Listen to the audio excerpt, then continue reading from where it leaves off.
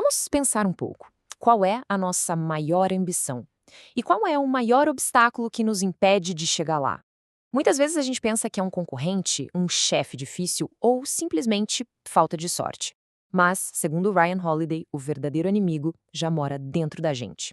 E nesta análise a gente vai desmascarar essa força interna, o ego. Essa frase, olha, ela é a chave de tudo. O que realmente sabota a gente não são as coisas lá fora, sabe? É uma voz interna que infla nosso senso de importância e acaba nos cegando para a realidade. E isso não é só teoria, não. A inspiração para esse livro veio da vida do próprio autor. O Ryan Holiday teve uma ascensão, assim, meteórica, como a gente vê aqui. Só que o mesmo motor que levou ele para o topo foi o que causou um colapso devastador. Foi preciso perder quase tudo para ele finalmente confrontar a verdadeira origem dos problemas dele. Então, vamos ao primeiro passo. Antes de lutar contra esse inimigo, a gente precisa entender direitinho como ele funciona. E o ego, meu amigo, é um mestre do disfarce. O livro faz uma distinção que é, assim, crucial. Ego não é a autoconfiança, é a arrogância. É aquela vozinha que não só diz que a gente é bom, mas que a gente é melhor que os outros.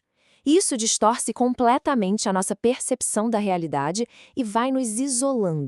E aqui a diferença fica cristalina, né? A confiança é sólida, ela é construída com trabalho de verdade. Já o ego é frágil, é uma casca vazia. Pensa só, a confiança conecta a gente com a realidade, com as pessoas. O ego nos aprisiona numa ilusão onde nós somos os únicos protagonistas. Bom, toda grande jornada começa com um primeiro passo, a aspiração. Mas é justamente aqui, bem no comecinho, que o ego se manifesta como a nossa primeira grande ameaça. A resposta, e ela é um pouco dolorosa, é o ego. Ele nos seduz a falar em vez de fazer. Ele nos faz implorar por validação em vez de ir atrás de conhecimento. E o pior de tudo, ele nos convence de que já sabemos tudo, trancando a porta para qualquer tipo de crescimento de verdade. Mas, felizmente, existem antídotos. O Holiday propõe 3 disciplinas para a gente conseguir domar o ego nesse estágio inicial. Vamos dar uma olhada em como algumas figuras históricas colocaram isso em prática. Pega o caso do General Sherman, por exemplo.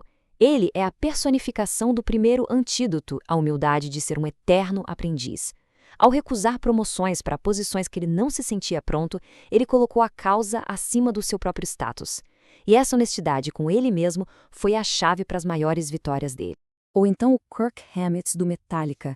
Mesmo no auge da fama, o cara foi procurar um mestre de jazz para continuar aprendendo.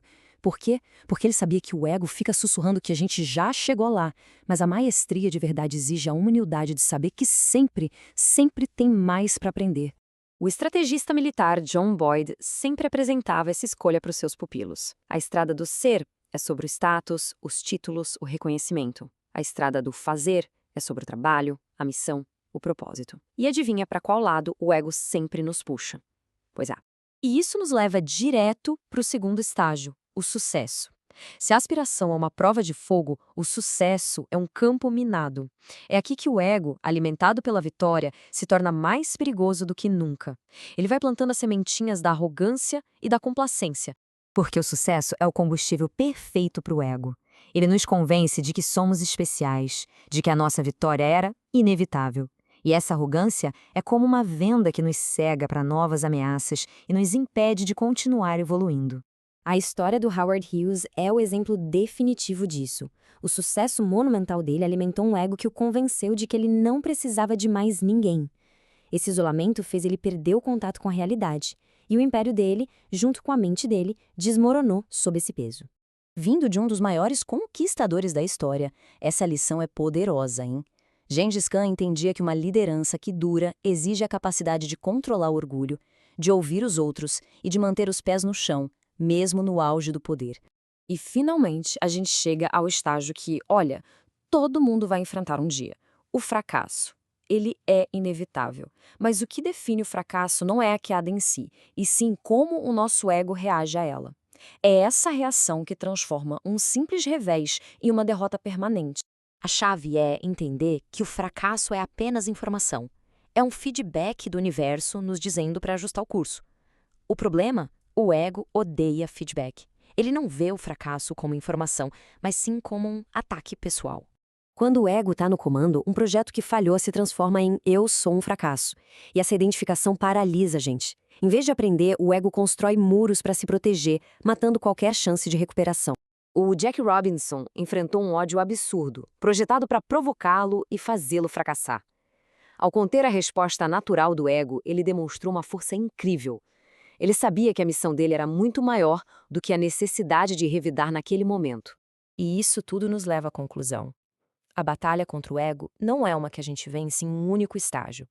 É uma prática contínua, uma guerra travada todos os dias, em cada decisão que a gente toma. E aqui está o mapa para essa batalha. Na aspiração, humildade. No sucesso, generosidade. No fracasso, resiliência. Essas não são apenas virtudes, sabe? Elas são as armas estratégicas contra o nosso maior inimigo.